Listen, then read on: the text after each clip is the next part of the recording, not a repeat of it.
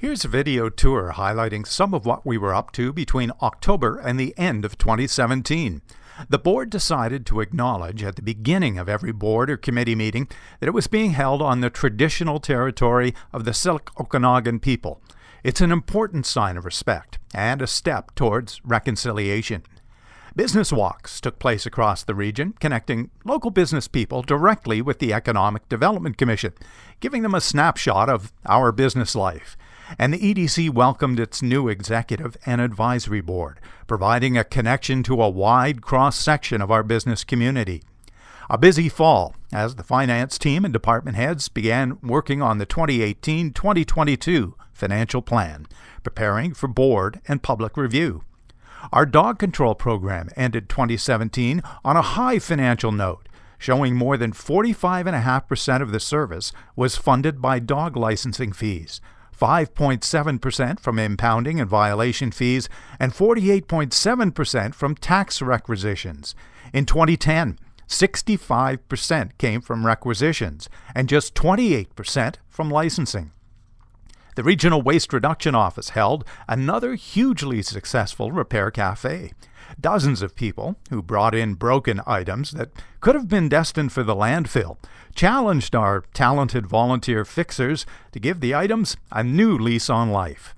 As identified in the Solid Waste Management Plan, a bulky items pilot project was held over 7 weeks in 3 selected neighborhoods that are a great distance from local disposal sites. Participants registered to arrange for free collection of various bulky items or depot-only items at their curb. The results are being compiled and will help provide guidance in whether curbside collection could replace the need for transfer stations in these areas. And the Make Memories, Not Garbage initiative encouraged local Okanagan residents to consider giving holiday gifts of experiences rather than more stuff.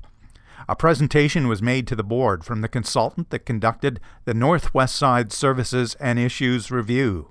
The board received the final report suggesting possible further work to engage and strengthen communication with residents in the study area, as well as across the electoral areas and region. Our regional crime prevention community policing volunteers were busy with parking lot patrols over the holidays, designed to draw attention to preventing vehicle thefts and thefts from vehicles, something that drivers should practice year-round. Joe Rich Fire Rescue and Ellison Fire held hugely successful recruitment drives for potential new paid-on-call firefighters.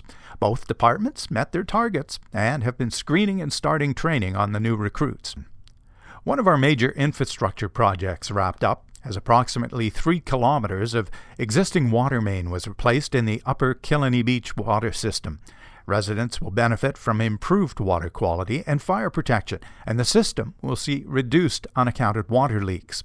The Falcon Ridge water system has a new intake, water main, and sampling line from Mission Creek to a new diversion vault.